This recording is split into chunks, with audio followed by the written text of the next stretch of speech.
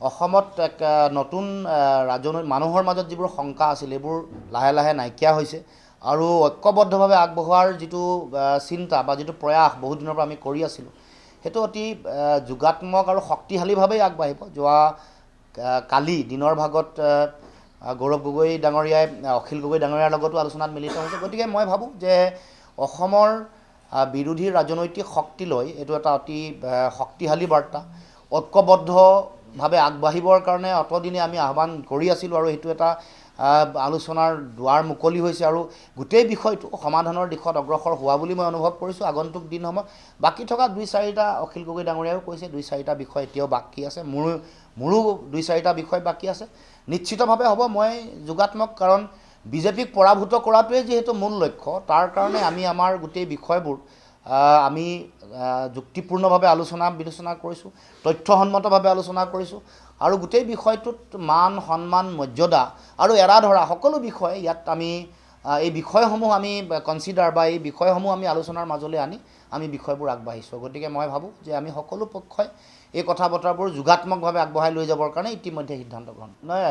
চাওক, আমি আলোচনা বিলোচনা কৰি আমাৰ গোটেই বিষয়বোৰ খোলা কৰিব খোজা নাই। আমিও এটা বিষয় আমি উত্থাপন কৰিছোঁ, এটা সংখ্যা, আসনৰ সংখ্যা তেখেতসকলেও এটা পৰ্যায়লৈকে আগবাঢ়িছে আৰু কিছু আছে। আমি সেইকাৰণে যেতিয়া হ'ব চূড়ান্ত ৰাজহুৱাভাৱে কৰিম আৰু মইতো ভাবোঁ যে এই গোটেই বিষয়টো আমি বহি একেলগে সকলো আসনৰ ঘোষণা কৰাৰ লগে লগে এটা শক্তিশালী বাৰ্তা মানুহৰ মাজলৈ যাব।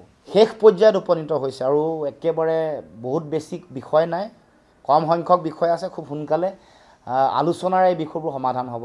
পাৰ্লিয়ামেণ্ট চলি আছে, গৌৰৱ গগৈ ডাঙৰীয়া দিল্লীলৈ গৈছে, 2 এদিনত ঘূৰি আহিব। তাৰপিছত নিশ্চিতভাৱে মই ভাবোঁ যে এই বিষয়টোৰ নিষ্পত্তি হ'ব আৰু আমি এই সপ্তাহৰ ভিতৰতে আমি গোটেই বিষয়বোৰত এক শক্তিশালী ৰূপত আগবাঢ়িবলৈ আমি সক্ষম হ'ব পাৰিম।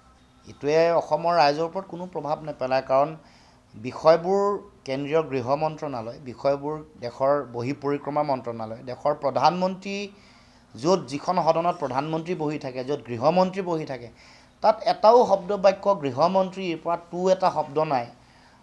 মইতো গৌৰৱ গগৈ ডাঙৰীয়াক আহ্বান জনাম যে দেশৰ প্ৰধানমন্ত্ৰীকে চিঠি লিখিব লাগে। যিটো অপপ্ৰচাৰ মুখ্যমন্ত্ৰীয়ে কৰি আছে সেইটো সম্পৰ্কত লোকসভাৰ মজিয়াত এইটো বিষয়ে আলোচনা হ'ব লাগে। আৰু এইটোৱে মানুহৰ মাজত বিভ্ৰান্তি সৃষ্টি কৰিবৰ কাৰণে মুখ্যমন্ত্ৰীৰ গোটেই ৰাজনীতিৰ গোটেই কাৰবাৰটোৱে হ'ল মানুহক মিছা কথা কোৱা, সাম্প্ৰদায়িক ৰাজনীতি কৰা, সংবিধান বহিৰ্ভূত কথা কৈ সাম্প্ৰদায়িক সংকীৰ্ণ কথাৰে সমাজ ভঙা, তাৰমানে বিভাজন আৰু সংকীৰ্ণতাৰ ৰাজনীতিৰে মানুহৰ পৰা ভোট লোৱা।